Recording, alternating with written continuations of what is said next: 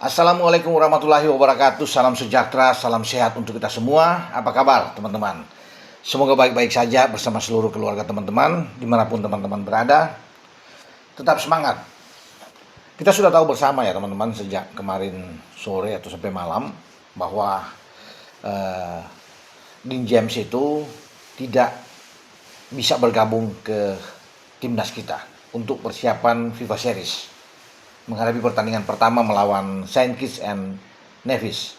Nah, saya sudah kemarin malam itu berbicara dengan Ketua Badan Tim Nasional Pak Sumarji untuk memastikan Dean James, dan Pak Sumarji bilang memang dia batal untuk datang bergabung dengan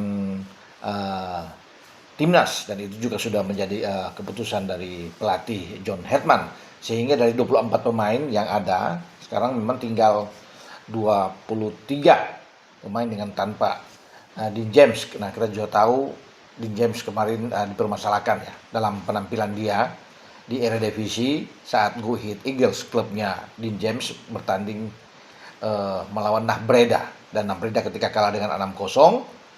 Breda ini ada di hampir mau degradasi lah istilahnya ya. Jadi mereka memprotes, mempertanyakan soal keabsahan dari naturalisasi yang sudah dilakukan terhadap Dean James, ya kan. Ini soal dia sebagai Uni Eropa, pemain Uni Eropa dan non Uni Eropa. Seharusnya kan setelah dinaturalisasi pada 10 Maret 2025 dia harus bisa berganti warga negara, tapi paspor dia masih paspor Belanda pada saat Dean James itu dikontrak pada tanggal sekitar 20 atau 22 Januari. Ya, memang benar, karena belum warga negara Indonesia. Setelah di 10 Maret berganti, seharusnya Dean James ini dilaporkan lapor untuk izin kerja dia. Nah, yang dipermasalahkan adalah izin kerja ini ya untuk Dean James, sehingga ya pihak Breda minta pengulangan pertandingan lah ya.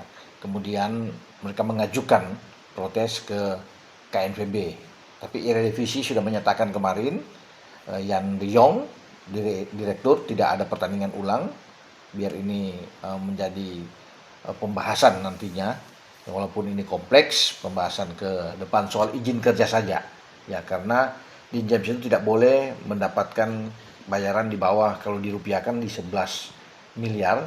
Nah, Dean James berada di bawah situ. Kalau pemain non Eropa tuh harus paling batas 11 miliar atau bahkan di atas. Nah, itu yang dipermasalahkan, mempertanyakan izin kerja dia ya, apakah sudah ada. Tapi pihak klubnya Go Ahead Eagles tetap berkeras bahwa mereka tahu dengan Dean James ya, mereka terus maju dengan Dean James ini. Nah, karena polemik ini berlangsung, sehingga mungkin ada kebijakan dari John Hetman untuk ya biar menenangkanlah suasana ini, dia jangan dulu dipanggil untuk masuk, sehingga sekarang 23 pemain itu dipersiapkan untuk FIFA Series ya. Kita berdoa saja yang terbaik untuk Dean James ya ke depan, tapi tetap dia sudah punya kewarganegaraan Indonesia, cuma mungkin tidak boleh ganda ya. Itu yang harus melepaskan salah satu, karena tidak mengenal dua kewarganegaraan, sehingga dia harus bisa memilih itu, dan ke depan akan tentunya bisa lebih baik. Oke. Ketika Dean James tidak ada ya teman-teman, ada beberapa opsi yang diambil di sektor kiri, karena kan Dean James ini pemain di kiri, di fullback kiri.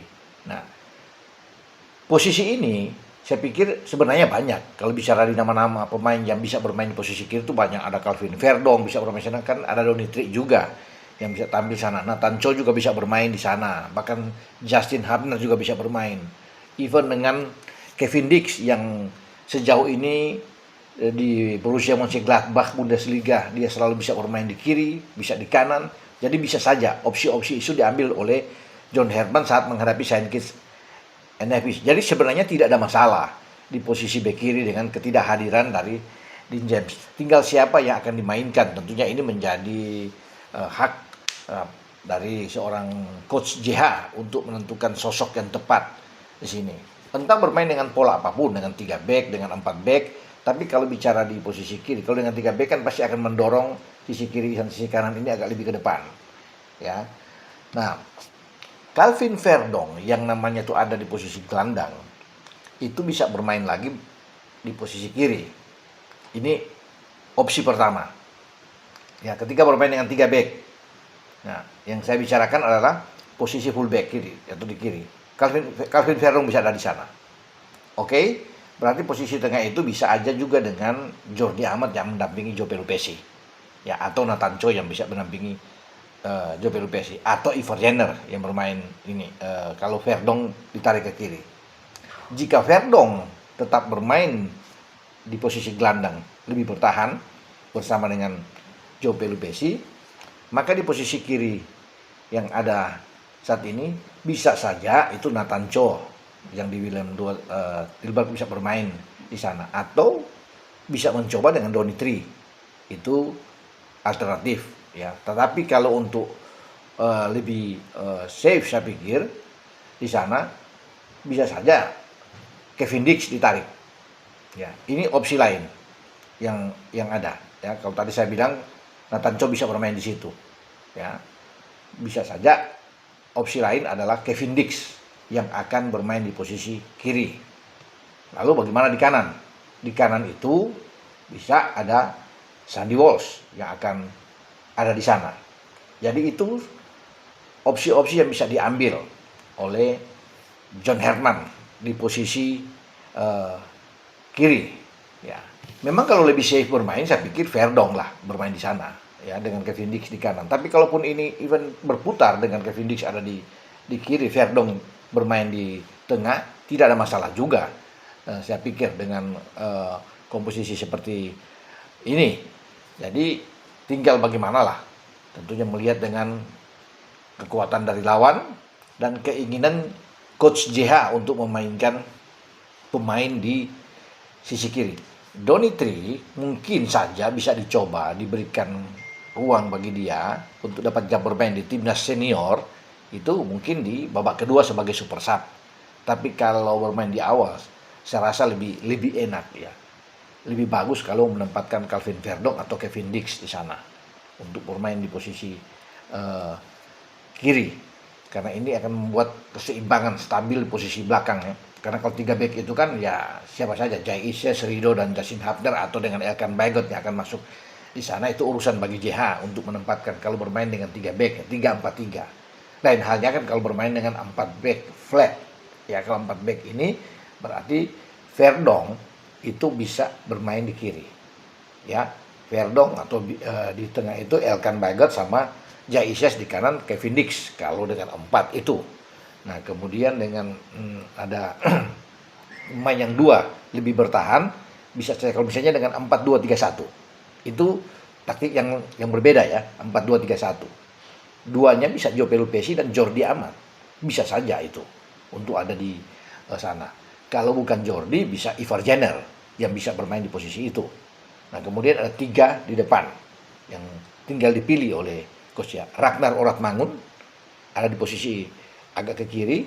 Eliano Reinders bisa ada bermain di kanan, walaupun di sana juga ada Jakob, tapi Eliano yang bisa bermain di situ. Jadi saya pikir bagus dengan Ole Romani sebagai striker yang ada di sana. Jadi saya ya baiklah kalau bisa dikatakan, atau Eliano masuk lebih ke dalam, mempersiapkan seorang Jakob yang ada di kanan ya. Jadi membentuk 3 pemain bisa saja ya, tergantung dari coach JH untuk bisa melihat yang terbaik untuk menghadapi Saint Kitts.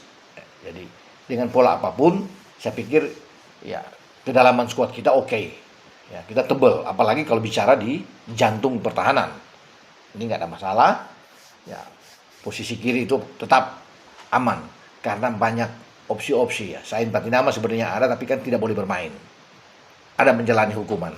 Ya, jadi saya pikir ya bolehlah untuk di posisi kiri ini dengan Verdong atau dengan Kevin Dix yang bisa bergantian di sana untuk bermain. Jadi kita doakan saja ya buat tim nasional kita dukung saja untuk tim nasional kita dalam pertandingan pertama menghadapi Saint Kitts di tahun 2026 ini. Semoga kita mendapatkan hasil yang positif hasil yang bagus karena kita butuh kemenangan, karena dengan kemenangan ini akan membuat kita itu akan hadir di partai puncak menghadapi pemenang antara Bulgaria dan Kepulauan Solomon. Oke, dengan saya Bung Ropan berbicara. Ciao.